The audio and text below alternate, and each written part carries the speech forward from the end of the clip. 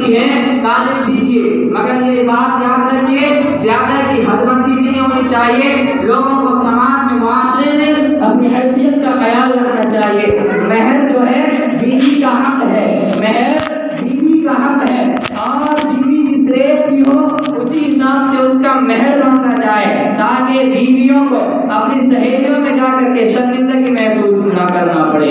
جہیز کے نام پر 10 لاکھ کا مطالبہ، جہیز کے نام پر 5 لاکھ کا مطالبہ، لیکن جب آپ مجھے بتائیں گے جب بیوی کو حق دینے کا نمبر آتا ہے، اس کا مہر دینے کا نمبر آتا، تو پھر کیا ہوتا ہے؟ 70,000 نانے گالی سب یاد آنے لگتی ہے میرے محترم، میرے بزرگوں. پھر اس کے بعد کیا ہوتا؟ قاضی صاحب جب نکاح کر کے فارغ ہوتے ہیں تو بات آتی ہے پیر سفر خرچ کی. تو براتیوں میں کچھ دلال قسم کے لوگ بیٹھے ہوتے ہیں، وہ کہتے ہیں دیکھو ہمارے یہاں قاضی صاحب کو 200 روپے دیا جاتا ہے، آپ بڑے لوگ ہیں آپ 300 روپے لے لیجیے. سوچو مسلمانوں، دین کے معاملے میں تمہارا کیا تجربہ ہے اور دنیا کے معاملے میں کیا تجربہ ہے. لیکن میں پوچھنا چاہتا ہوں، شادی کی محفل میں میرے فاطمی یاد نہیں جب تیرے گاڑی آپ بھر کر کے لے گئے تھے، اس وقت تو نکاح والی یاد نہیں آیا، اس وقت نبی کی سنت یاد نہیں آئی.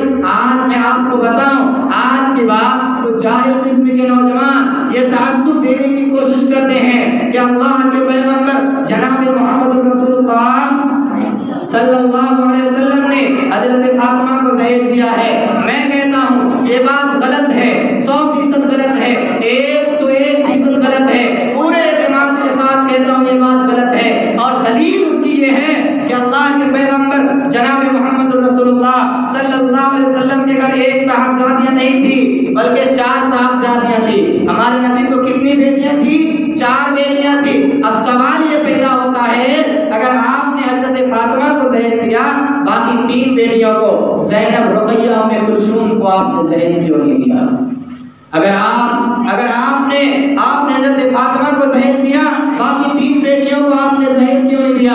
اگر کسی کے اندر یہ وسوسہ پیدا ہوتا ہے، آپ نے حضرت فاطمہ کو جہیز دیا ہے، بولے سے پردہ جناب محمد رسول اللہ صلی اللہ علیہ وسلم کے اوپر الزام عائد کرتا ہے. ہمارا عقیدہ اتنا گھٹیا نہیں، ہمارا عقیدہ اتنا سڑا ہوا نہیں ہے. نبی کے بارے میں یہ گھٹیا عقیدہ رکھے، نبی ایک بیٹی کو تو جہیز دے، باقی 3 بیٹیوں کو محروم کر دے. نہیں، اس سرزمین کے اوپر اللہ اور اللہ کے بندوں کے حقوق ادا کرنے میں ہمارے نبی جناب محمد رسول اللہ صلی اللہ علیہ وسلم ذرہ برابر بھی کوتاہی برتنے والے نہیں تھے. اگر کوئی کسی کے دماغ کے اندر یہ وسوسہ پیدا ہوتا ہے، وہ اس شیطانی کو دماغ سے کھروچ کر نکال کر پھینک دیجیے، کیونکہ دنیا کا کوئی بھی ماں کا حلال یہ ثابت نہیں کر سکتا نبی کے نکاح کے محفل میں نبی سے جہیز کا لینا، جہیز کا دینا کوئی ماں کا حلال ثابت کر ہی نہیں سکتا. اب یہ سوال پیدا ہوتا ہے، نبی نے جو حضرت فاطمہ کو دیا وہ کیا ہے؟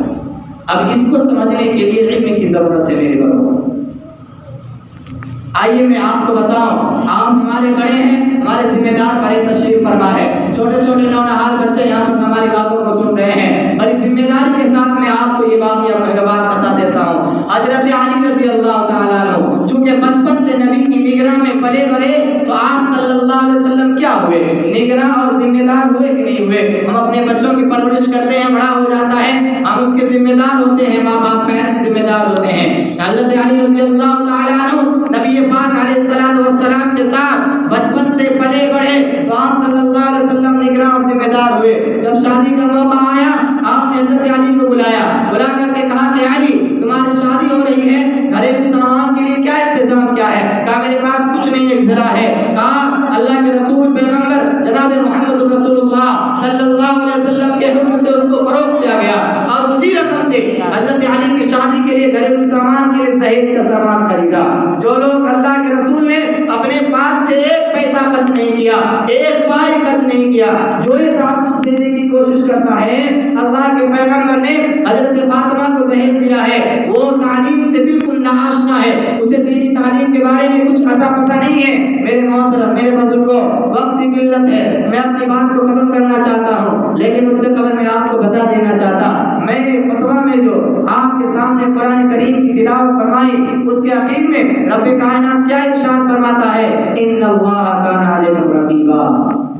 بے شک میں تم سب کے اوپر زبردست نگراں ہوں۔ آج کیا ہوتا ہے لڑکی کو شادی کر کے گھر لایا جاتا ہے، بعد جاہل قسم کے نوجوان بات پہ بیوی کی پٹائی شروع کر دیتے ہیں، دال میں نمک کم، بیوی کی پٹائی، بغیر اجازت میں کے چلی گئی بیوی کی پٹائی۔ میں کہنا چاہتا ہوں ایسے نوجوانوں کو، اور اگر میری باتوں کو ماں اور بہنیں سن رہے ہیں تو آپ یہ نہ سوچیں، آپ اس بات کو اپنے دماغ میں رکھیے، اگر آپ کے سسرال کے اندر آپ کی پٹائی ہوتی ہے، آپ کے اوپر ظلم زیادتی ہوتا ہے، اگر آپ کے شوہر آپ کو بات نہیں کرتے ہیں، میں اس نوجوانوں کو یہ پیغام دے دینا چاہتا ہوں اس ممبر سے اور اس مسجد سے، ذرا سوچو جو معاملہ تم ان کے ساتھ کر رہے ہو وہی معاملہ تمہاری بیٹی کے ساتھ کیا جائے، بتاؤ تمہارے اوپر کیا گزرے گی؟ جو معاملہ تم ان کے ساتھ کر رہے ہو وہی معاملہ تمہاری بہن کے ساتھ کیا جائے، بتاؤ تمہارے اوپر کیا گزرے گی؟ میرے محترم میرے بزرگوں، آج جس نے تمہارے قاتل ماں باپ کو چھوڑا، بھائی بہن کو چھوڑا، رشتے دار کو چھوڑا،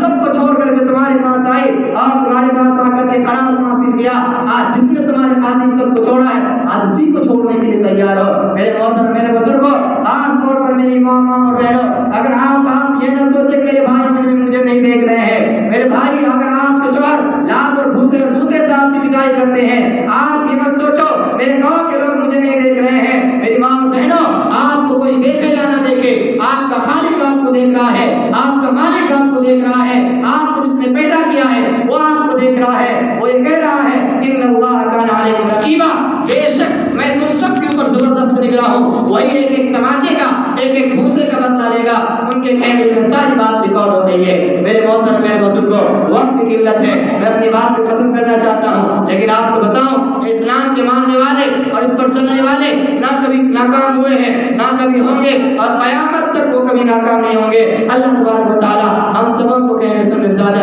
ان تمام باتوں کو پر عمل کرنے کی توفیق نصیب فرمائے، آمین۔